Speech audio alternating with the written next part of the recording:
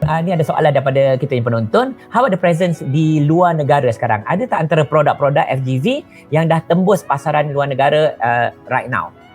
Sekarang ni buat masa ni saji tembus tapi sangat sedikit lah ya. Itu pun produk saji. Produk saji and even that it's only in Indonesia lah.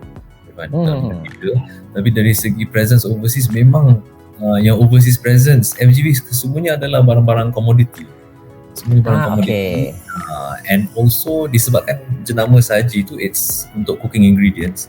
So cabaran cooking ingredients punya kategori ni adalah setiap negara tu dia punya cita rasa ataupun cara masakan dia lain kan. Cara masakan dia lain, most probably you will need a different type of product kan, and then most probably you will need a different type of brand juga.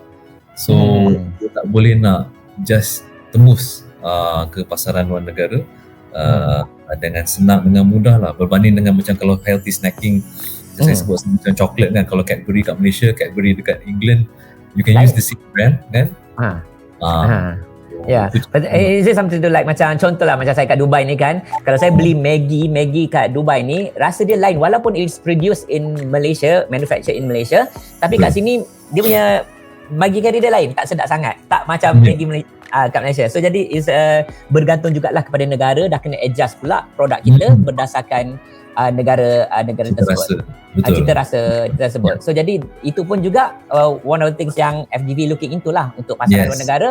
But how to penetrate a different cita rasa dan sebagainya gitu. Betul. Alright, okay. FGV ada perancangan tak untuk berkolaborasi dengan syarikat lain, produk lain? Ya. Dari segi kolaborasi kita untuk FGV kita pentingkan dua perkara. Nombor satu adalah kebolehan untuk inovasi, product development, creativity.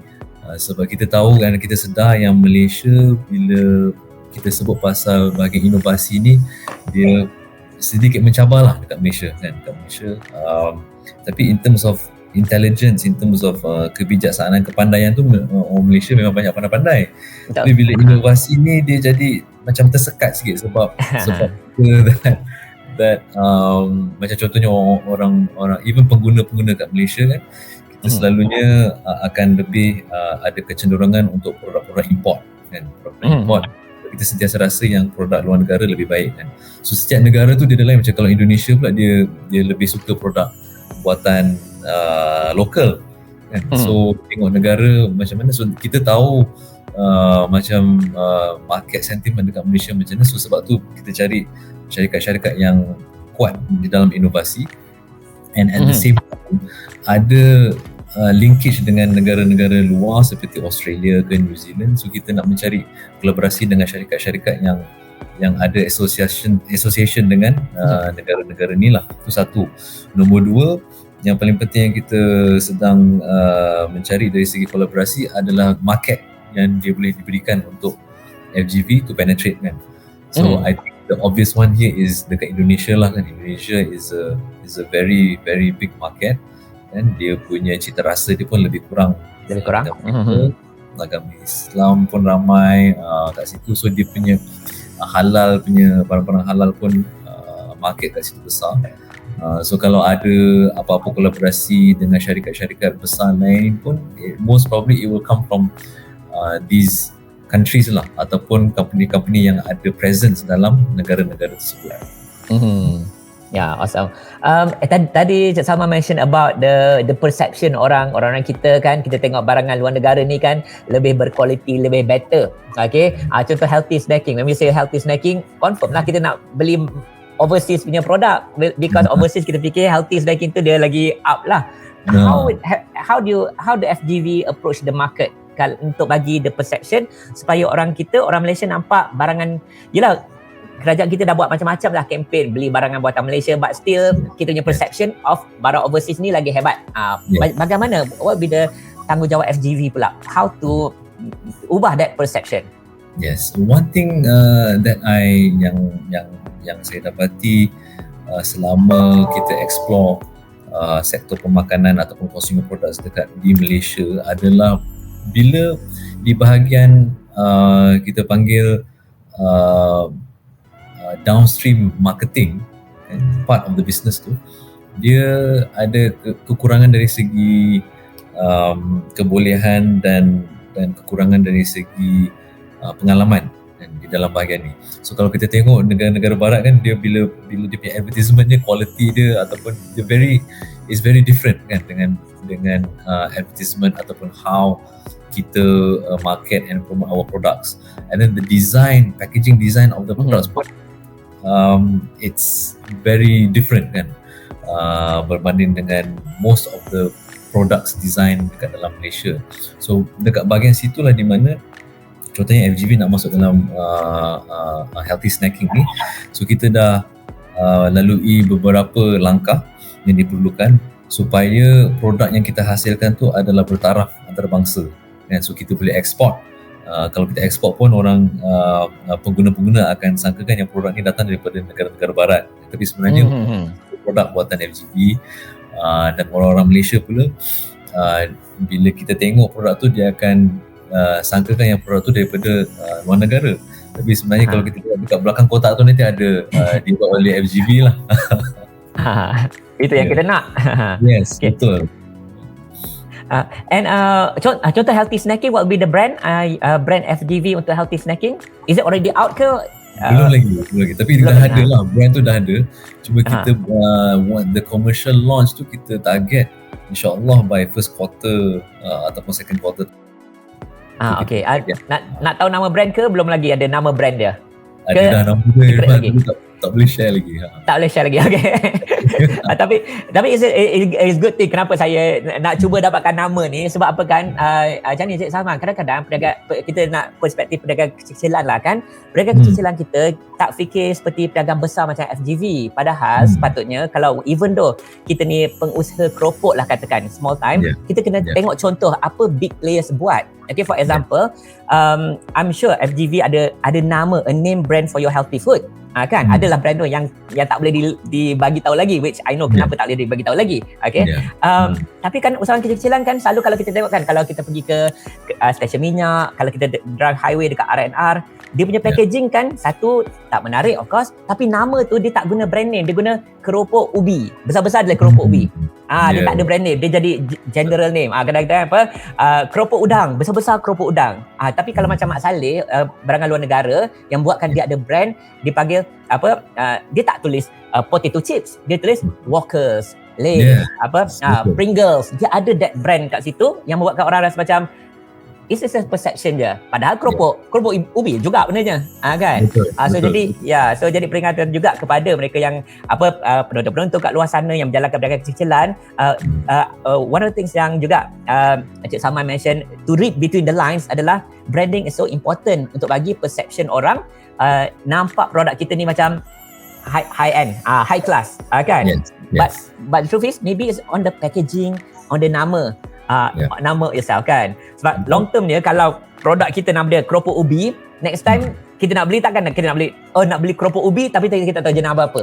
Tapi bila Mak Saleh kita kata kita nak beli Pringles, kita tahulah Pringles tu keropok ubi. Macam tu kan. Walkers Crisp kat UK. Walkers Crisp memang popular kan. Dia ada that brand name, and that's what I see macam mana yang FGV jugalah approach each of the products. Okay, so healthy snacking is one of the plan yang in a way terdekat lah. Apa lagi the plan yang terdekatnya plan? Tadi we talk about the 10 years punya plan. Yang terdekat ni apa yang can we expect from FGV? Produk-produk lain.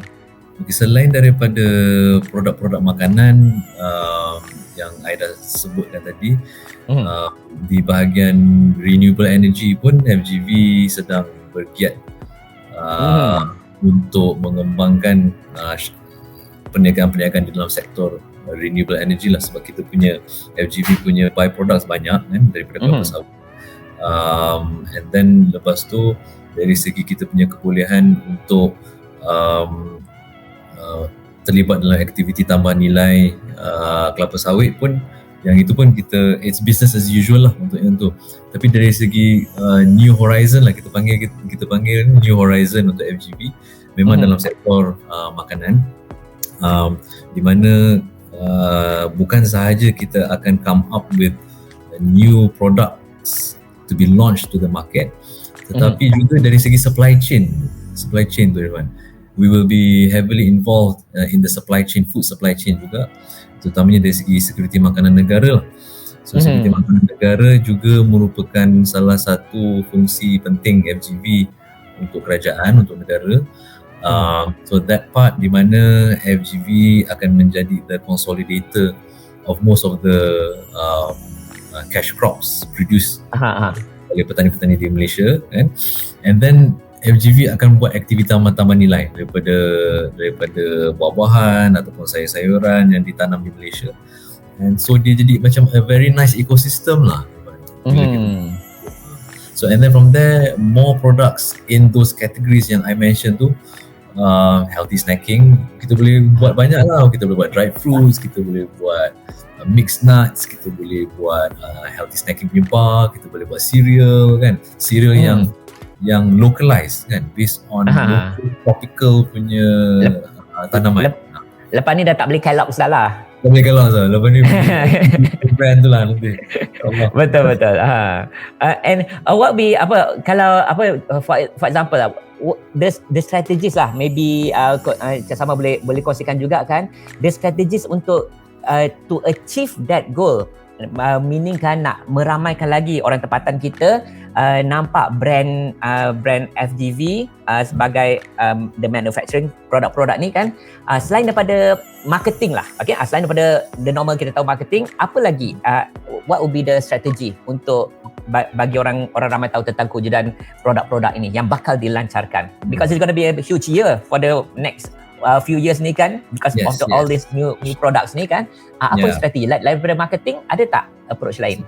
Sebenarnya marketing maksud saya iklan lah, maksud saya iklan yang berbayar lah, selain daripada iklan yang berbayar keluar TV ke keluar iklan sana sini, selain daripada iklan tu.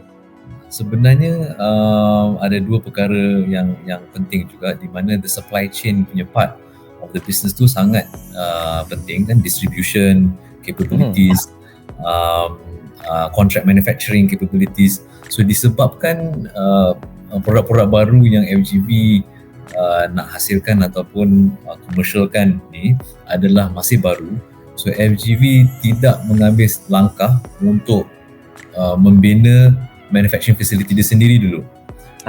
We will be very dependent on contract manufacturers. Tetapi relationship kita dengan contract manufacturer tu seolah-olah macam eksklusif punya relationship.